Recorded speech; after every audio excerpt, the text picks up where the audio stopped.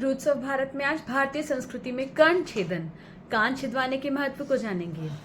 ये केवल गहना पहनने या सौंदर्य बढ़ाने की परंपरा नहीं माना गया, बल्कि इसे एक महत्वपूर्ण संस्कार और जीवन शैली का हिस्सा समझा गया है।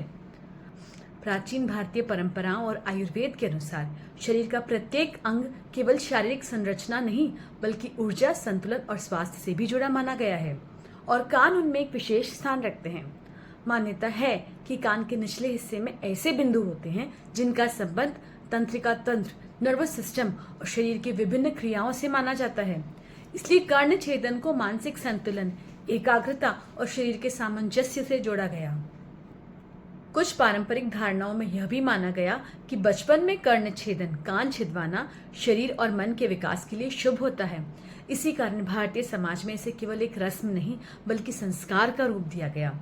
इसके साथ ही कानों में स्वर्ण आभूषण धारण करने की परंपरा भी केवल श्रृंगार तक सीमित नहीं थी। सोना समृद्धि, शुभता और सकारात्मक ऊर्जा का प्रतीक माना जाता है। भारतीय परंपराएं केवल रीति रिवाजों पर आधारित नहीं हैं, बल्कि उनमें जीवन को समझने, प्रकृति से जुड़ने और शरीर व मन के संतुलन को महत्व देने की एक गहरी सोच है।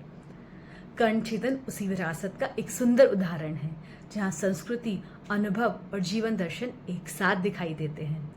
देश और सनातन धर्म से जुड़ी और जानकारी के लिए रूट्स ऑफ भारत को लाइक करें, चैनल को सब्सक्राइब करें और शेयर करके दूसरों तक भी ये जानकारी पहुंचाएं।